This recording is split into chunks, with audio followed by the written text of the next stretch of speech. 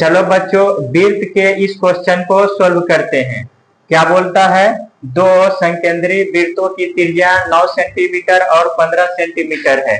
यदि बड़े वृत्त की जीवा छोटे वृत्त के स्पर्श एक सा हो तो उस जीवा की लंबाई क्या होगी? उस जीवा की लंबाई क्या होगी? यानी कि एक जीवा जो छोटे वृत्त को भी टच करे और बड़े वृत्त को भी, है ना, तो उसकी जीवा क्या होगी? उस जीवा की लंबाई क्या होगी? बोला है संकेंद्री वृत्त, तो संकेंद्री वृत्त इस तरह से बना लेंगे।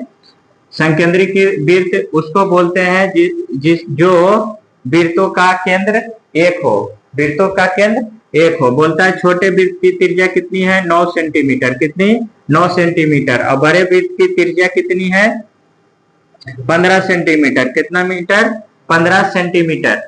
और इसकी छोटे वृत्त से एक स्पर्श रेखा जाती है। छोटे वृत्त से एक क्या जाती है?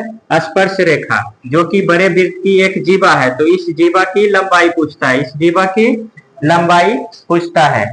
यहां से लेके यहां तक यदि हम इसको ए और बी मान लेते हैं, इसको ओ और इसको सी मान लेते हैं, तो ए और बी की लंबाई पूछता है। तो देखो यहाँ ई समकोण डिग्री बना रहा है, ई समकोण ट्रेंगल है ना, है? तो ई 90 डिग्री, 90 के डिग्री ई कर्ण होता है, ई लंब हुआ। अभी आधार निकालो। क्या निकालो?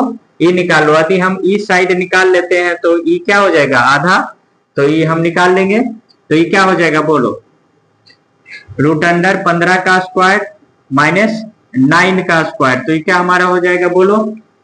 225 माइनस 81 कितना हो जाएगा? बोलो। 4 और 4 1 ये हो जाएगा क्या हमारा? 12। क्या हो जाएगा? 12। यानी कि बी सी से बी और सी की लंबाई कितनी है? 12। तो ये 12, तो ये भी 12 होगा, है ना। तो टोटल ए बी की लंबाई कितनी हो गई? 12 गुने 2 कितना? 24 सेंटीमीटर। क्या हो गया? 24 centimetre. Option number A. Option number A.